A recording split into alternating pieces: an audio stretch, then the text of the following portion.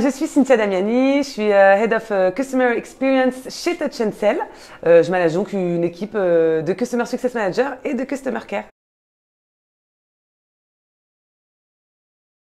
Mon job au jour le jour, j'ai double casquette. J'ai la casquette de manager et pour aider mon équipe à accompagner des clients et le support client. Et j'ai également la casquette tout simplement de Customer Success Manager. Donc en gros, on va accompagner les clients dès la signature du contrat pour leur onboarding, mais également pour toutes les années à suivre avec nous en tant que client de la solution Touch 'n Sell. Pour moi, le renouvellement, c'est le cœur de notre métier. Ça veut dire que c'est le point le plus important. Faire renouveler son client et avoir un taux de churn le plus bas possible, même négatif, c'est vraiment primordial. Donc c'est une période importante, mais c'est une période qui se joue tout au long de l'année. C'est pas 3 mois avant et 6 mois avant qu'on va s'y prendre. C'est vraiment des actions à mener tout au long de l'année pour que ça fonctionne et que ça renouvelle comme il le faut. Pour optimiser le renouvellement, tout d'abord, je commencerai par l'onboarding. L'onboarding, c'est le moment clé de ton suivi client. Donc, si l'onboarding est raté, a priori, toute ta relation est ratée. Donc, on mise beaucoup de temps là-dessus.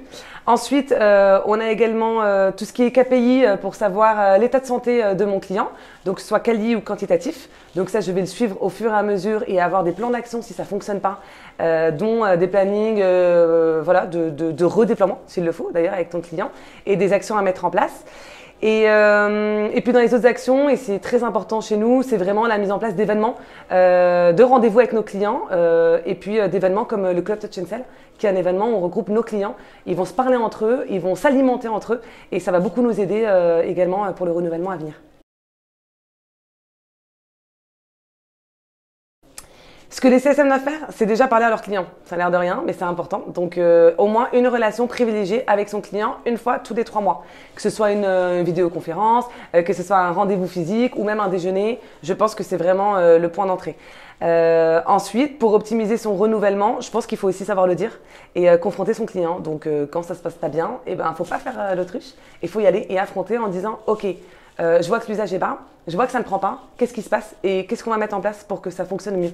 Et c'est pas toujours facile, effectivement, mais je pense que c'est la clé du succès également. J'ai envie presque de préciser que les clients sont très importants et que les clients peuvent se nourrir entre eux et peuvent nous aider également dans notre métier. On a mis en place entre autres un programme ambassadeur, c'est pas pour rien, c'est parce que c'est nos meilleurs relais et qui peuvent vraiment nous aider dans le renouvellement et dans le succès de Touch 'n Sell Solutions. Bah moi j'adore, je trouve ça dingue parce que pour tout vous dire, quand j'ai commencé mon métier de Customer Success Manager, je ne savais pas ce que c'était qu'être Customer Success Manager.